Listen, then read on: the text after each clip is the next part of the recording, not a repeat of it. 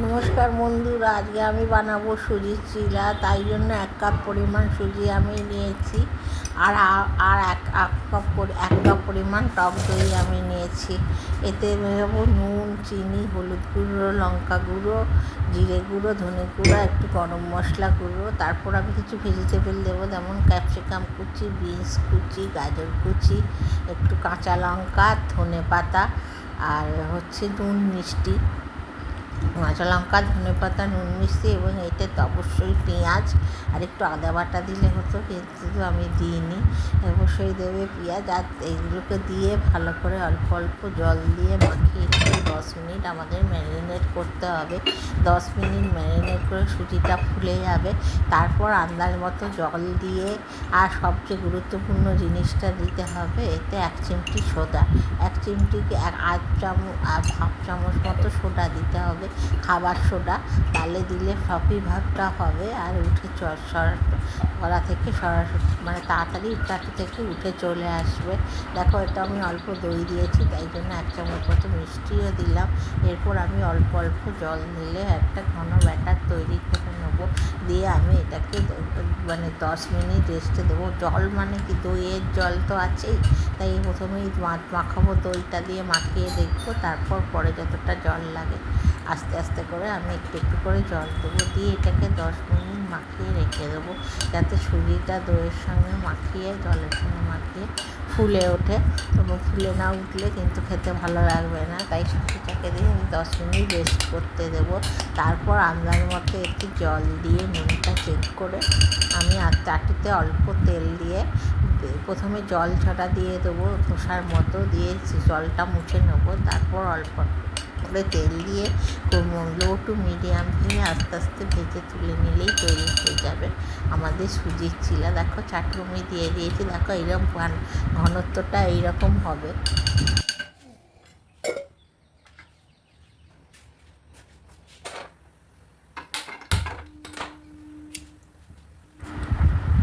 দেখো, ব্যাটারটা আমার রেডি হয়ে গেছে। এবার আমি এতে অল্প জল ছড়া দিয়ে, কাপড় দিয়ে, শুকনো কাপড় দিয়ে সেটা মুঠে দিয়ে, তারপর অল্প তেল দিয়ে ব্যাটারটাকে আমি এরপর করে রুটির মতো এটাকে হাতা দিয়ে 1 হাতা করে করে নিয়ে রুটির মতো করে ছড়িয়ে দিয়ে লো ফ্লেমে চাপা দিয়ে এপিঠ ওপিঠ ভেজে নেব। দেখো, ব্যাটারটা আমি এভাবেই ব্যাটারটা ভাজা হয়ে যাচ্ছে।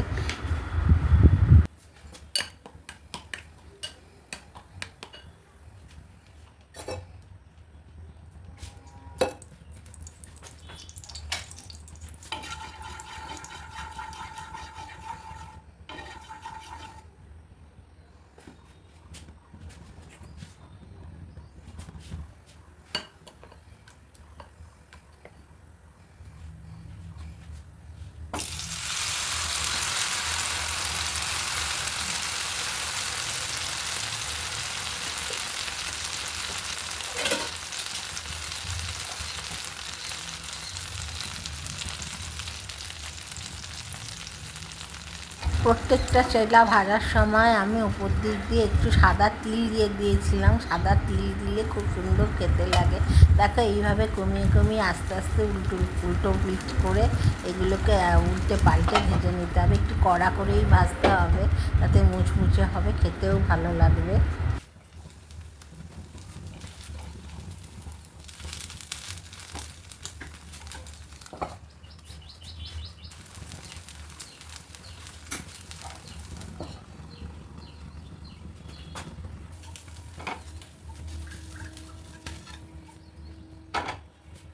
দেখো, প্রত্যেকটা চিলা আমি এইভাবে অল্প তেল দিয়ে দিই, জল ছাড়া দিয়ে দিই। যেভাবে জল ছাড়া দিয়েছি, এইভাবে প্রত্যেকটা চিলা করার আগে আমি এইভাবে জল ছাড়া দিয়ে মুছে মুছে প্রত্যেকটা চিলা বানিয়ে নিয়েছি।